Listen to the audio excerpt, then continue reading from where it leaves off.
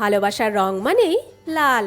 আর সেই ভালোবাসাকে প্রকাশ করার জন্য সবসময় যে বড় কোনো কিছুর প্রয়োজন তেমনটা কিন্তু নয়।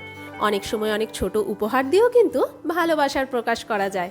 আর তাই তো আজ আমি তোমাদের জন্য নিয়ে এসেছি এই স্পেশাল মিনি লাভ কেক, যা শুধু দেখতেই দুর্দান্ত নয়, খেতেও হয় ফাটাফাটি।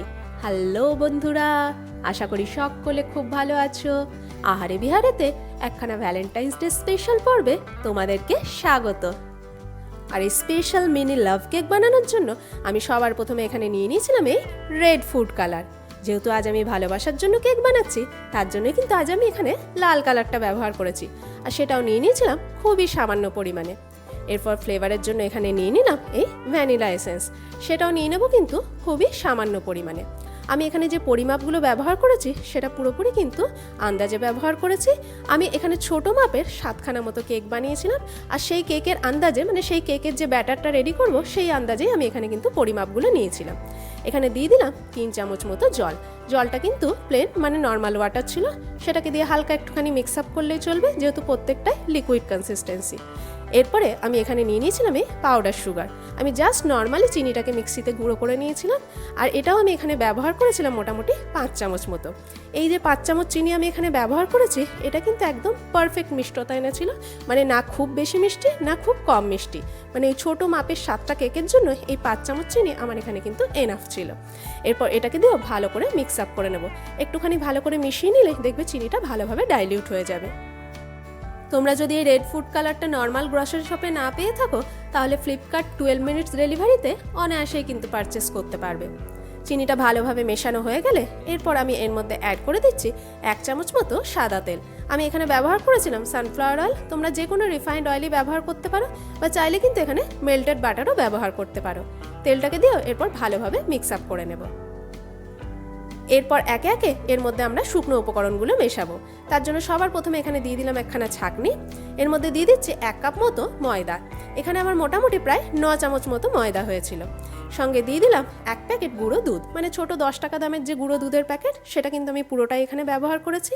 আর এই গুঁড়ো দুধটা দেওয়ার জন্য কিন্তু টেস্টটা অসাধারণ আসবে। সঙ্গে দিয়ে দিলাম ছোট চামচের 1 চামচ মতো বেকিং পাউডার, 1/2 চামচ মতো বেকিং সোডা, আর সামান্য একটুখানি নুন। ব্যাস, এই কটা শুকনো উপকরণই আমাদের এখানে লাগবে।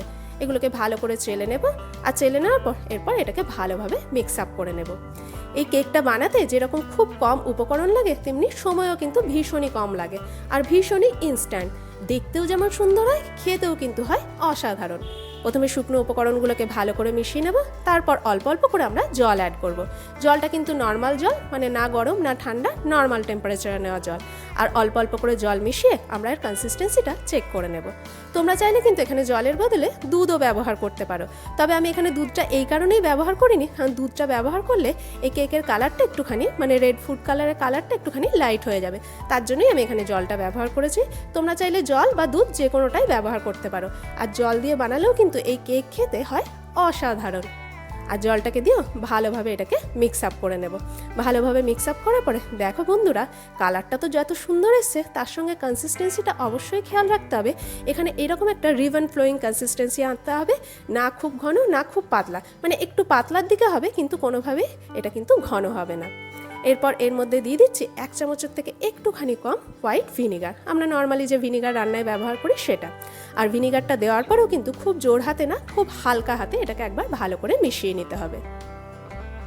ব্যাস, কেকের সমস্ত উপকরণ আমাদের মেশানো হয়ে গেছে। ভিনিগারটা দিয়ে হালকা হাতে একবার ভালো করে মিশিয়ে নিলে রেডি হয়ে যাবে আমাদের কেকের ব্যাটারখানা। এরপর এটাকে আমি ট্রান্সফার করে নিয়েছিলাম অন্য একখানা পাত্রে, তার ফলে কেক মোল্ডের মধ্যে আমাদের ঢালতে সুবিধা হবে। আর বন্ধুরা, তোমরা দেখতেই পাচ্ছ এই স্মুথলি ফ্লোয়িং কনসিস্টেন্সিটা।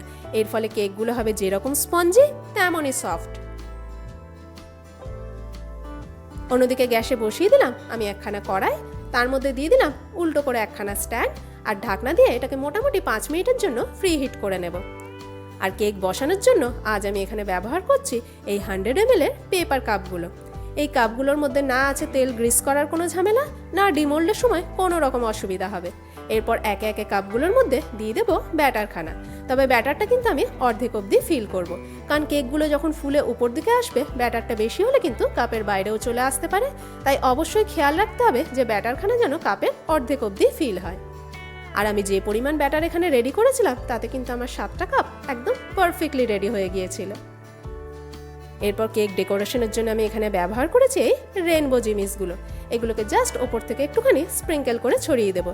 তার ফলে এগুলো দেখতেও যেরকম সুন্দর লাগবে আর এগুলো মেল্ট হয়ে গেলে খেতেও কিন্তু অসাধারণ লাগবে। এগুলো নর্মাল গ্রসারি শপে কিন্তু তোমরা পেয়ে যাবে, আর যদি না পেয়ে থাকো তাহলে ওই ফ্লিপকার্ট 12 মিনিটস ডেলিভারিতে অনায়াসেই পেয়ে যাবে। অন্যদিকে 5 মিনিটে আমাদের কড়াইখানাও বেশ খানিকটা গরম হয়ে গেছে। এরপর বসিয়ে দেবো এই প্লেটখানা। তবে যেহেতু কড়াইখানা বেশ গরম তাই প্লেটটা কিন্তু একটুখানি সাবধানেই বসাতে হবে।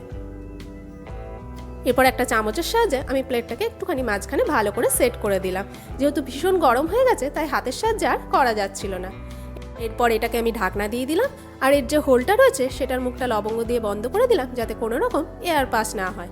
5 মিনিটের জন্য সবার প্রথমে এটাকে একদম হাই ফ্লেমে বেক করে নেব। 5 মিনিট পর গ্যাসের ফ্লেম একদম লোতে করে 20 মিনিটের জন্য এটা বেক হতে দেব। এটা যতক্ষণে বেক হচ্ছে ততক্ষণ আমি এখানে নিয়ে নিয়েছিলাম এই স্ট্রবেরিজ। যেহেতু আজ আমি এখানে লাভ কেক বানাচ্ছি তার জন্য এখানে ব্যবহার করছি এই স্ট্রবেরিজগুলো, কারণ এর রঙটা যেরকম সুন্দর লাল হয় তার সঙ্গে সঙ্গে এটা দেখতেও অনেকটা লাভ সাইনের মতো হয়। আর আমি এখানে নিয়ে নিয়েছিলাম বেশ কিছু টুথপিকসও। স্ট্রবেরিজের উপরের যে পাতাটা আছে সেটা প্রথমে ছাড়িয়ে নেব, তারপরে একে একে টুথপিকের সাহায্যে স্ট্রবেরিজগুলো এইভাবে স্ট্রবেরিজের নিচের অংশে টুথপিকগুলোকে এইভাবে হাফ অর্ধেক করে একটু গেঁথে দেব। এইভাবে আমি স্ট্রবেরিজগুলোকে এখানে রেডি করে নেব। একইভাবে এখানে আমি সমস্ত স্ট্রবেরিজগুলোই রেডি করে নিয়েছি। বন্ধুরা দেখতে কি অসাধারণ লাগছে না? অন্যদিকে 25 মিনিট পর কেকটাও আমাদের মোটামুটি হয়ে গেছে। আমরা জাস্ট একবার এটাকে চেক করে নেব। দেখো বন্ধুরা, টুথপিক কিন্তু একদম নিট অ্যান্ড ক্লিন, তার মানে কেক আমাদের একদম রেডি। যদি না হয়ে থাকে বা একটু ভেজা ভাব থাকে তাহলে তোমরা আরও 3 থেকে 4 মিনিট এক্সট্রা টাইম দিতে পারো। গ্যাসের ফ্লেম আমি এখানে অফ করে দিলাম, আর এই গরম অবস্থাতেই এই স্ট্রবেরিজগুলো আমরা এখানে সাজিয়ে নেব। এই গরম অবস্থাতেই প্রত্যেকটা স্ট্রবেরিজ এইভাবে কেকের উপরে একটু করে গেঁথে দেব, তার ফলে এটা দেখতেও অসাধারণ লাগবে।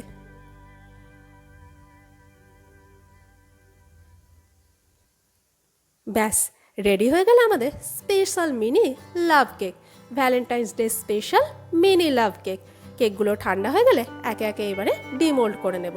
তোমরা চাইলে কিন্তু এইভাবে কাপের মধ্যেই কাপ কেকগুলো সার্ভ করতে পারো, আর এটা ডিমোল্ড করার ক্ষেত্রেও কোনো রকম কিন্তু অসুবিধা হবে না। জাস্ট কাপ কেকটা একটু কাপটা ছিঁড়ে দিলেই কিন্তু অনায়াসে ডিমোল্ড হয়ে যাবে। আর দেখো কাপের গায়ে কোনো রকম কেক লেগেও নেই, বা ডিমোল্ড করতে গিয়েও কেক ভেঙে যাওয়ারও কোনো সম্ভাবনা থাকবে না, কাপের গায়ে কেকের কোনো অংশও লেগে থাকবে না। আর কেকখানাও হবে যেমন স্পঞ্জি তেমনই সফট।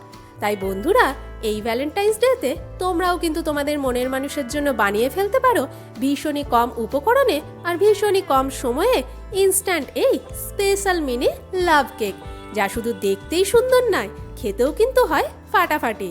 আর আমার স্থির বিশ্বাস এই কেকখানা পেয়ে কিন্তু তোমার মনের মানুষও খুশি হয়ে যাবে। রেসিপিখানা ভালো লেগে থাকলে অবশ্যই ট্রাই করো, আর ভিডিওটিকে শেয়ার করার অনুরোধ রইল। আমি তোমাদেরকে দেখাই কেকখানা হয়েছিল কতখানি নরম আর কতখানি স্পঞ্জি। আশা করি তোমরা দেখেই বুঝতে পারছো যে কেকখানা যেমন সফট তেমনই স্পঞ্জি, আর সত্যি বন্ধুরা খেতেও কিন্তু হয় অসাধারণ। তাই রেসিপিখানা ভালো লেগে থাকলে অবশ্যই ভিডিওটাকে একটা লাইক করো, চ্যানেলটিকে সাবস্ক্রাইব করো, আর ফেসবুক থেকে দেখে থাকলে পেজটিকে ফলো করার অনুরোধ রইল।